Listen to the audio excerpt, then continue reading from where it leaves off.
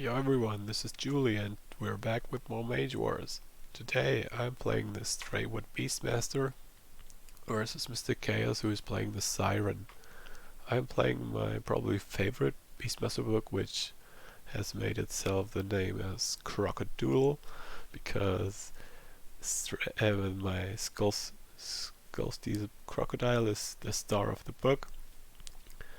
And I like to play it aggressive. This is why I run no spawn point, but rather a few creatures. And also a bunch of attack spells. I have some nature cards to buff more myself and the Croc. Over here is my Falcon package. Here you can see my curses that I want to have in the book when I'm pressuring my opponent or am close to finishing the game.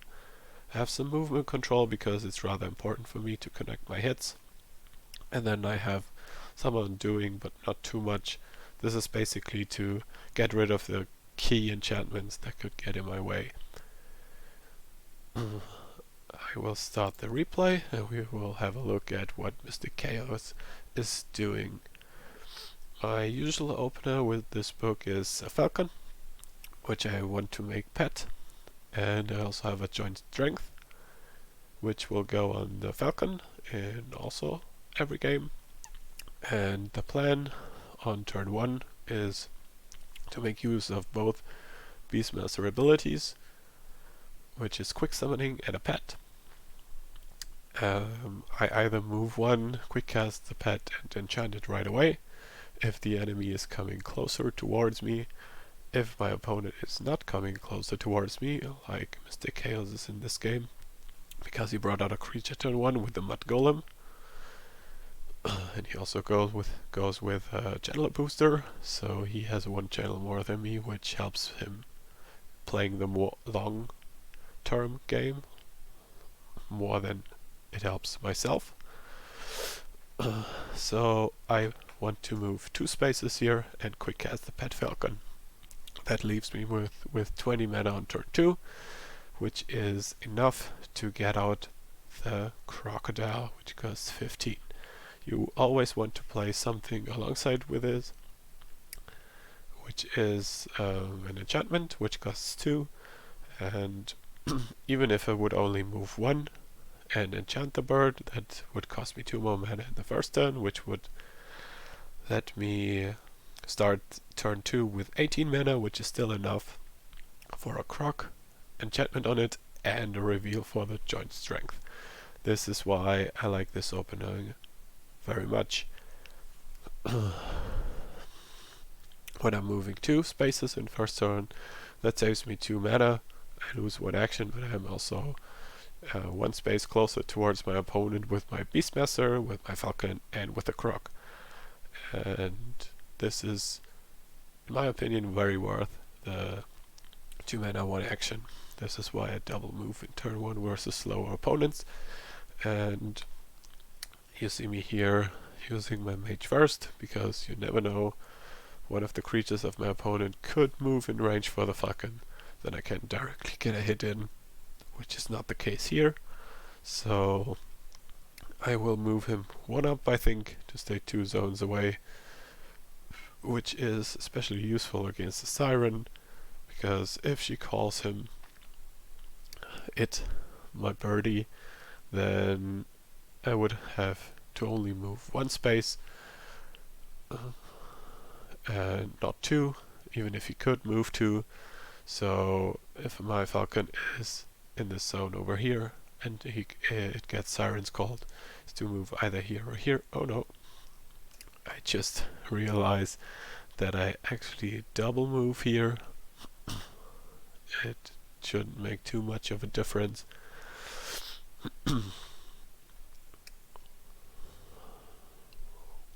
While my opponent is getting out a Marin Harpooner, probably to take down the Falcon. So currently has a melee creature with the Mud Golem. That one can't grow. As a full action, he gets a charge. He can get a charge counter, which increases his life by 2, and it gains melee +1. And since there are growth markers in the game, which grant life +3 and melee +1, we usually just here on Octagon, we usually just put a growth marker on it and add 1 damage, so that the automation still works, because we don't have one of these charge counters. Just that you know what's going on here. And I guess he wants to get the second creature out, the Harpooner, to have something which is targeting flying, because in general Siren or the Water School is very ground focused, so they can interact with ground creatures like Swell, Surging Wave, and Tsunami are all targeting ground creatures only. Also the Shallow Sea only works versus grounded targets, which also works versus flyers, of course, because they lose the flying trait during attacking, so also flyers lose 1 attack dice when attacking a grounded creature in Shallow Sea. But if the Siren would cast the flyer herself to combat my flyer, those two would not benefit of the Shallow Sea when attacking each other, or like my Falcon would not get debuffed. But a Shallow Sea in this game is a questionable move, I dare saying, for the Siren, because my Crocodile is an aquatic creature and Shallow Sea does buff aquatic creatures and not friendly aquatic creatures, so my Crocodile would get a buff 2 in a Shallow Sea, which is very nice. The Crocodile, all in all, I like the creature a lot. Super strong. It has a decent defensive stat line with 3 armor, 13 health, and tough 2 for 15 mana. This is almost as good as it gets. And this turn 2, I move forward, cast armor, because usually I don't get enough time to get armor out in this book, because I want to spend all my actions on the offensive, and sometimes my mage is a very promising target to attack. Like, I'm susceptible to counterattacks if I don't prepare well enough.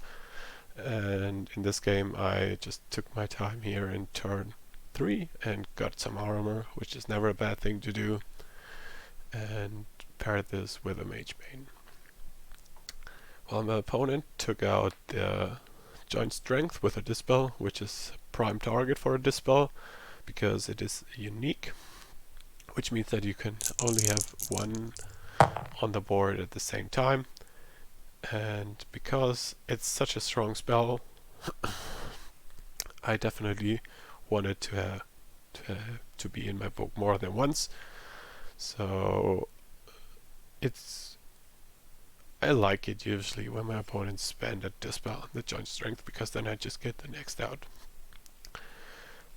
So we see my opponent shooting my Falcon with the Harpooner, dealing 4 damage, dispelling the Joint Strength, snatching my Falcon in, and my Falcon will try to get rid of the guard token on the Mud Golem, because the plan is to charge in with the Crocodile next round, because it's my initiative next round, to grapple the Harpooner so that it is forced to attack my Crocodile and cannot kill my Falcon. So the Crocodile's job is to annoy the opponent, to distract the opponent, and the Falcon is actually very strong damage dealer early in the game, because he gets to 4 dice with the pet, 5 dice with the Joint Strength. Right now he's only at 2. And usually the pet token has more value on smaller creatures, like lower level creatures, because you always get the same buff with health plus 3, melee 1 and 1 armor, but with varying mana cost. So you get the same buff, but lower creatures get like a bigger buff by percentage for even lower mana cost. And this is why I run 3 Falcons who are basically only ever played as a pet. So I get Falcon after Falcon pet out if one gets killed. And I also have one other option for a pet, which is the Kumanjaran leopard, and that one is especially strong because it has elusive,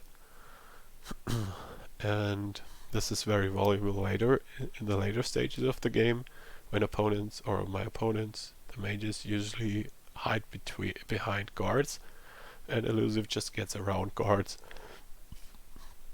Also, he has 1 armor, 10 health, which is okay-ish, but that being paired with usually a joint strength if I have the time, and the pet token gives him 2 armor, 13 life, and a 7-up defense, while me being able to transfer 1 damage every time he gets hit. And this makes him for a quite sustainable target, because he should use his dodge versus big attacks, and when he dodges it's always annoying, and versus multiple small attacks the extra armor helps, and also the damage transfer helps a lot. So going into this turn 4, I am prepping another joint strength, which is going on the Croc, because it's not worth enchanting this falcon anymore. It has an agony and beam of frost already, so the plan for this falcon is to die or knock off guard tokens so I can get a fresh one out. So I like seeing the beam of frost here to get rid of my falcon so I can get another one, because getting another one for 8 mana is almost as expensive as dispelling the agony here. And a falcon is 1 spellbook point for me, while a dispel is 2. And I get like 5 health and 2 more dice back for it, which is a good trade for me, casting a new one in this situation. So the plan is to get a joint strength on the Croc and a regrowth on my mage.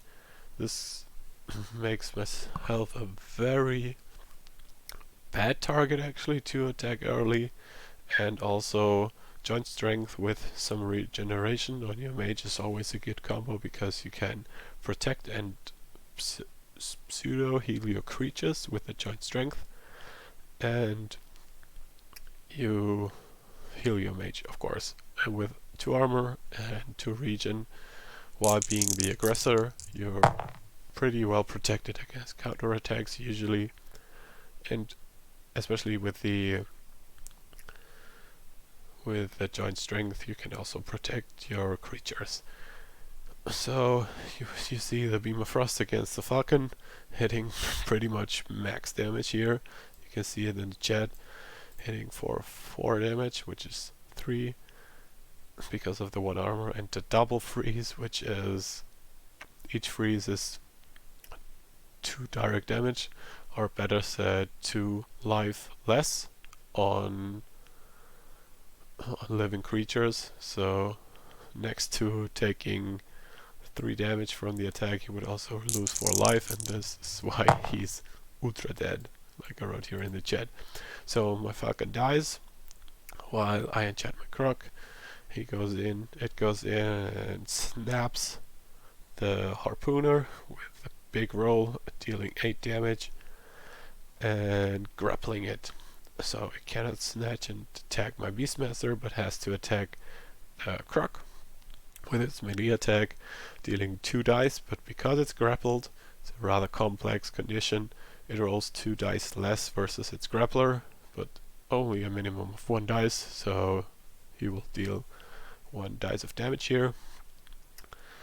The Mud Golem does not go for my Crocodile, which with 4 dice should deal an average 2 damage, and 1 of that would get transferred to my Beastmaster, so that would probably make 1 damage stick here on the Croc, but instead goes for the option to grow even more, gets a second growth / charge token. And here we see the attack. He rolled normally because somehow the automation didn't recognize it. Rolls 0 damage. I think I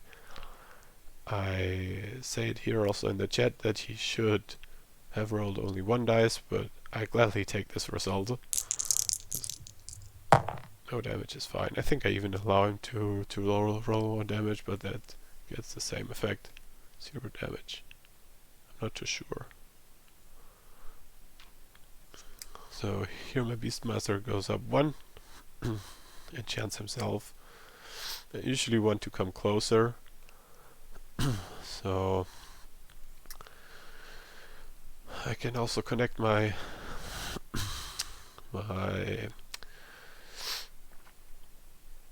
range 1 attack spells, and if I would cast one of these creatures, they are into the action quicker.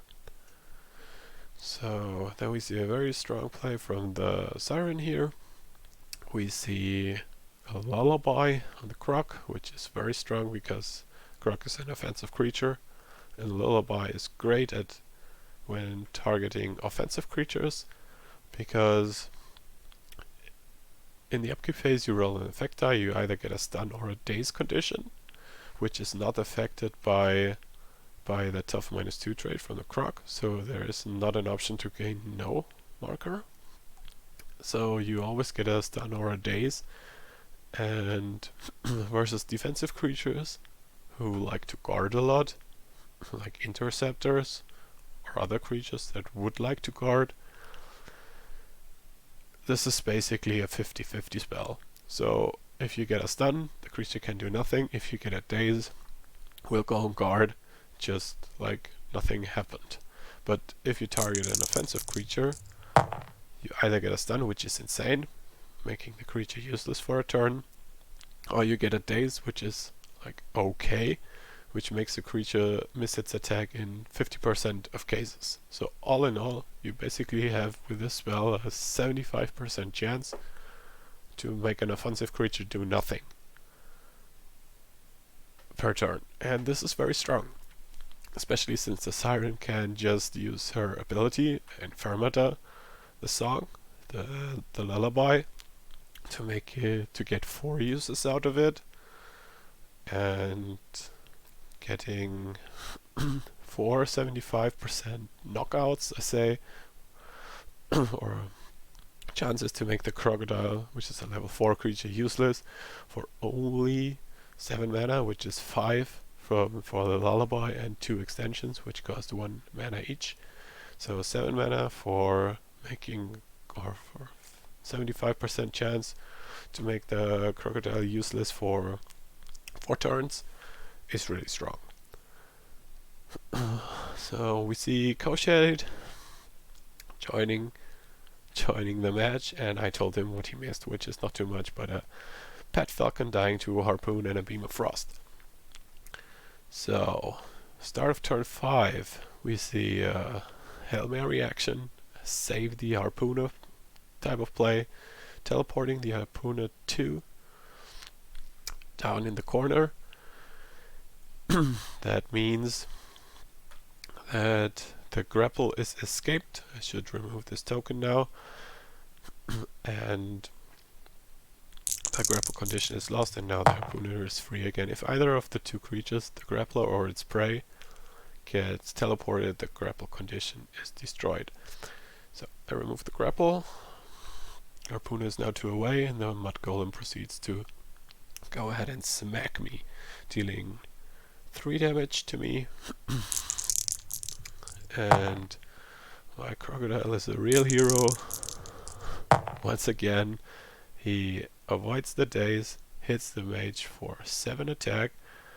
Yeah, it's also still in a jet. Croc is the superstar.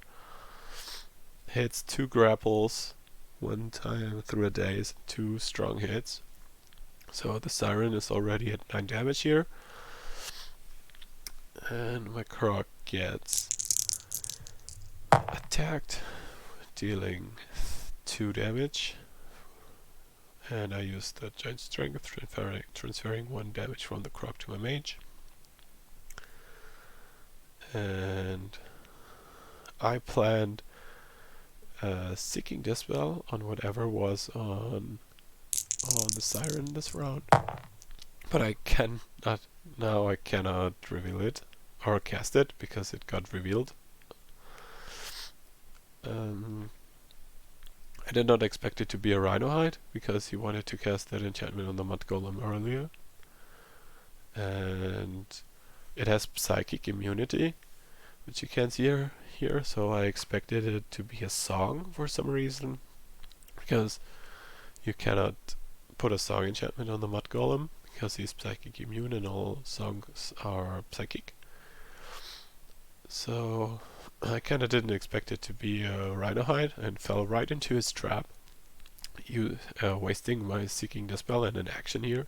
So I had to smack something with my mage, and I attack his mage, dealing 1 measly damage. This is usually something I really do not want to do, spending 1 action to deal only 1 damage. Usually any Dispel, defensive enchant, or undoing, like getting rid of his Rhino hide, getting rid of 2 armor with an acid ball, or just enchanting myself or cursing him is always better than getting 1 damage with my mage's action out. So, still, I will get out my second Falcon Pet for 8 damage this turn, and the Siren will be at 10 damage at the end of this round already. I took some damage this turn. I think this is the first turn that I took damage. So I will reveal the regrowth now to start regenerating. Also, sometimes with this book, even if you have early regrowth out, you sometimes don't reveal it at the first chance you get, because of mana issues, and sometimes it's better to get more dice out on the board early, or get some crucial spells out, rather than gaining the max value for your regeneration, because usually you plan on being the aggressor and killing your opponent. So in the ideal game, you pressure and your opponent tries to defend, and if your opponent goes for counter-attacking you, you should change gears anyways. But as long as you're the attacker and don't get too much or any real counter-aggression back, you don't always need to reveal the regrowth at the first chance you get. So for this turn, it's turn 6. Turn 6, yes. He rolls a stun on my Crocodile, so far, so average, kind of. Okay, my Crocodile is above average. First got a daze, now he got a stun. So I am prepping here a Dispel and a Spray of Barbs. The Dispel goes on the Rhino hide, because the longer I can keep my opponent at 0 armor, the better for me. And the Spray of Barbs is to be able to kill the Harpooner. So basically right now I have 2 options to kill the Harpooner. It has only 2 life left. So I either have my Falcon, which can charge in and hit for 4, but here I am expecting a Chant of Rage, or a Siren's Call even, because now if I have to stay in this Siren zone over here, I cannot actually attack the Siren, and since there is no real other valuable target in there, the only thing I could hit is the Mana Flower. If he quick casts his Siren's Call here, I can still move down and kill the Harpooner with my Spray of Barbs. If my Falcon can kill it, I will probably just Dispel the enchant of his mage and then smack it with melee to save some mana, because the Spray of Barbs against 0 armor is basically delivering 4 dice of damage, and my mage's melee action is also delivering 4 dice of damage. So then you would then I would go with melee instead. So the Spray Barbs is really only ever just the option to kill the Harpooner, and here he puts down a zone enchantment down here, which is in almost 100% of cases the hydrothermal vent, which attacks the incoming creature for 5 dice and has a 33% chance to deal a daze and a 33% chance to deal a stun. So if the Falcon moves now down 1, and he either gets a daze or a stun, he could prevent a kill on the Harpooner. I cannot really ignore it either, because then it will attack either the Falcon or my Beastmaster and pull them in, which also triggers the trap. So currently I'm thinking about my mage moving down 1 and attacking the Harpooner. But if my mage gains a daze or a stun, I cannot use an attack spell. Like, I could with a daze, but I have a 50% chance to miss, and with a stun I can't. But luckily, because I am a mage, and I still have both actions, like quick cast and full cast, I can move down, get hit, tank the attack, get whatever condition. I can then proceed to dispel on the Siren, end my action. At the end of my action, the condition I gained gets removed. So whether it was a daze or a stun does not matter. And then I can quick cast kill the Harpooner. And I was clarifying this here in the chat too. I wasn't 100% sure of this, but we are both very sure that it worked exactly like I just described it. So I go ahead, I take the vent, he gets the stun, so it would definitely have mattered if the ruling was different. So I get the stun, I remove the stun, then I proceed to attack the Harpooner. Pray to God that 4 dice are enough to deal 2 damage. First I will dispel the Rhino Hide, of course. I clarify once more. MysticChaos agrees with my thinking, which is also always a good thing to have if you both agree on the same ruling. No, Spray Barbs does not fail me here. I get 4 damage, kill off the Harpooner, and I'm quite happy that my plan worked out, at least this round, because he surprised me. The first round, if he would have surprised me, once again, this is usually the way to go when you're defending against aggression like this. You want to somehow interfere with your opponent's plans and your opponent's thinking, and if you make one of his actions useless for 2 or 3 turns in a row, you gain a lot of momentum advantage, because every action counts when playing in an aggressive deck, and this often gets you a win. So here, his first quick action being the face down hydrothermal vent in the zone my mage is here in right now. The second action is an enchant on the Golem, and it's an illegal target once again, probably because it's psychic immune. So here I'm guessing that it is Psalm again. And we will see what happens now.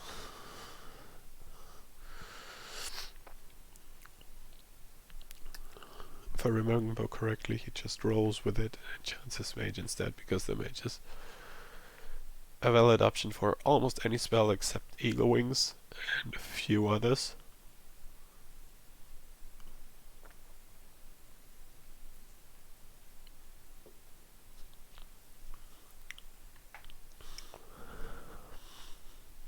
So now that I think of it, quite some spells do not work on mages, but most enchantments work on mages. Like, you could not cast the ward on a mage, you could not cast Siren's Touch on a mage because it's a minor living creature. But Giant Size would also not work, Giant Strength would not work, animal creatures, okay, so probably there are more enchantments that don't work on mages. Okay, so the Croc stun does not hinder him, and instead of casting something, he just double moves his mage away, which does not do too much because my Falcon can still charge 2 and hit him for 4 dice, only dealing 1 damage. So maybe the average is, or all my damage is closer to average now. Usually the dice on Octagon average out in the long term all the time, but sometimes there are important rolls, and there it really matters whether you roll significantly above or significantly below. So while dice can have impacts on games, I think overall they are lower than most people think the dice affect games, but that's only my personal opinion. Here we see another roll for Lullaby on the Croc. This time it gets a daze again, so we're still in perfect harmony with a daze, stun, and a daze. So this was his first extension with his Fermata ability, by the way, so he can extend the cell one more time next round, and then he would have to cast another. So this round I have 10 mana while my opponent has 18, so I could very well expect to hear another big creature from him. I will put down a Hand of Bimshala because it appears that my opponent decided to move away from the battlefield. Now I have the option to drop Bimshala down here in the corner, while basically everything is moving towards the top right. And since Hand of Bimshala works wherever in the arena you are, it's most often the best decision to put it far away from your opponent so you cannot destroy it that quickly. I move one and get a Hawkeye down on myself, which is like an investment for the future, because right now there is not really anything I can undo from my opponent. I cannot reduce his armor. I don't really want to slap down more curses on him right now, so I decide to save up some mana, only use 2 of the 5 that I have, and invest a little bit in my future, so my attack spells are more dangerous. The Croc double moves because it's only dazed to now be in the same zone as the Siren and the Mud Golem, while MysticChaos gets a Swamp Lurker out, so he gets a creature, not as big as he could have because he has 9 mana remaining, but level 2 creature, so right now he has 2 level 2 creatures, while I have 1 level 4 creature and level 1, arguably level 2 creatures, because the pet bonus could be seen as a +1 buff to the creature level for most cases in terms of power level. Sometimes I try to do these estimations of the board state with the creature levels on the board, because usually the power levels of creatures correspond quite often with the level of the card itself. So usually health, or in general like staying power, like defensive option with like regenerate armor and health, correspond to the level and the mana cost, with mana cost of course being related to the level 2. But defense and offense almost always correspond to the level. There are exceptions, but it's a rough estimate that works for me at least. So we are here discussing a little about if he gets another use out of Lullaby, if he extends his song.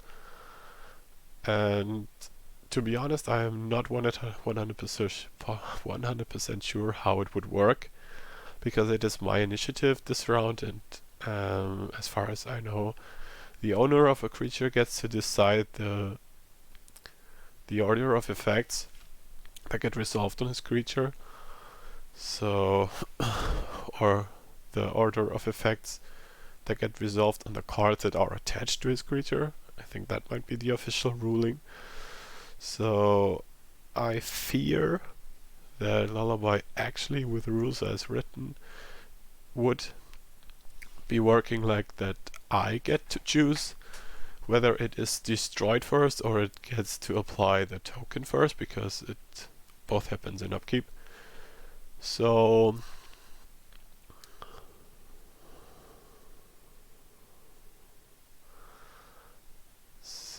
yeah, but since he is extending the song, I think that would make a difference. Anyways, my personal opinion is that you should always get 2 uses out of Lullaby if you cast it normal, which means that you should get 4 uses out of it if you have Aura Siren and extend it twice. So I am strongly voting for resolving it one more time, and this is exactly how we played it. If someone who watches this is a super rule guru and could help me out with this, any more information is very appreciated. So here we see an asset ball on my River Croc, on my Shoals Deep Crocodile. Very good roll once again. 2 normal, 2 critical, 12 on the effect. So the tough did not matter in this time. Gets 2 corrodes on my Crocodile, alongside 2 corrodes, and 2 damage and 2 corrodes at the same time, while his mage takes 1 damage for the mage bane. For this round I have planned a rest for the future.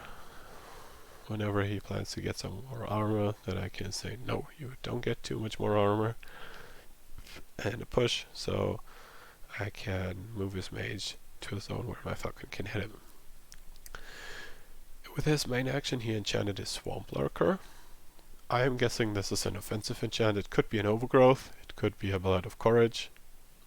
Both are, I guess, valid options for the Siren / the Swamp Lurker. The Overgrowth gets him 2 more life and 1 melee attack dice for 2/2 mana, but gets reduced by 1 if you cast it on a plant creature, so it costs only 3 mana. 3 mana for +2 life and being +1 is okay-ish / good. In this case he gets 2 more dice from the cannot see it here, from the Ballad of Courage, which gives you unhindered and charge +2, so he can move out and charge in again for 2 more dice of damage. He rolls 5, should deal 4 damage in total to the Croc, deals only 2. I transfer 1 to my mage, so Croc is at 3 damage right here. I force push the Siren down 1, so it is at my zone. My falcon gets an extra buff, hits 6 dice, 7 damage. Sorry. The Siren is already at 22 damage right here, because the Siren unfortunately has a very low life total, 6 life less than Beastmaster, and this actually, sadly for the Siren, does really matter in many of her games, because 6 life is basically throwing an extra boulder or not, with a boulder dealing 7 dice of damage. Usually you have in almost every game a little bit of armor, so sometimes I compare it like having to throw another boulder or not. And these extra 6 lives are very nice to have, and also the reason why a lot of people like to play the Erexing Ground Warlock, because he's the only one who starts with 38 life, which makes him very sturdy and very tanky. And now we're proceeding into turn 9. My Croc is almost dead. He took quite a big hit from the Mud Golem last turn. The Mud Golem dealt 6 damage with 6 dice, only 1 armor left on the Croc. 1 damage gets transferred to the mage, so takes +4, bringing him up to 7. Right here, this is pretty much the ideal situation I want to have for the joint strength, because if the creature that joint strength is on gets destroyed, we try it like this, if this creature gets destroyed, you may pay 1 mana to move Joint Strength to a new target. Target is only animal creatures in your zone. The your in this case is referring to the mage. So if you have an animal creature in the Beastmaster zone while your Joint Strength target is destroyed, you can save the action, you can save 2 mana and only pay the 1 mana reveal cost basically to transfer the Joint Strength directly onto a new creature, which is very strong and should not be underestimated. This ability of joint Strength, which makes it even better, like probably it would already be strong with a melee +1 in the damage transfer option, but that it has the ability to be kind of recycled, and the opponent has sometimes to put extra effort to kill targets in a specific round, makes this even stronger. So in the first quick cast, it's the initiative of my opponent. We see an armor coming down, the Leviathan scale armor, which is mostly run by Sirens, and we already have a pre-rust on him, so this is very fine. And here we see Shallow Sea, which works against the Falcon and also grants the Siren 1 regenerate. It would not work against the Crocodile, but the Crocodile is not really posing some damage to the Siren right now, because without a movement spell from my mage, like a teleport or force push, he could not get to the Siren anyways. So my Falcon here hits for 4 dice, like he has usually 5 with the Bimshala, but deals 6 damage, which only 4 get through, so the Siren is now at 28 damage. The Lurker double moves and guards, so my mage cannot just go in and smack for lethal. And here my Beastmaster will cast one of my recent additions to this deck, the Hell Meteorite, reveal the Hawkeye to roll 10 damage at once, and this should end it here, dealing 8 damage to the Siren. GG to MysticChaos. Very interesting Siren deck that he tried to pull off here with a Mud Golem start and the Marin Harpooner, both creatures that you don't see too often. Looking forward to more games, and thank you all for watching. See you next time. Stay hydrated.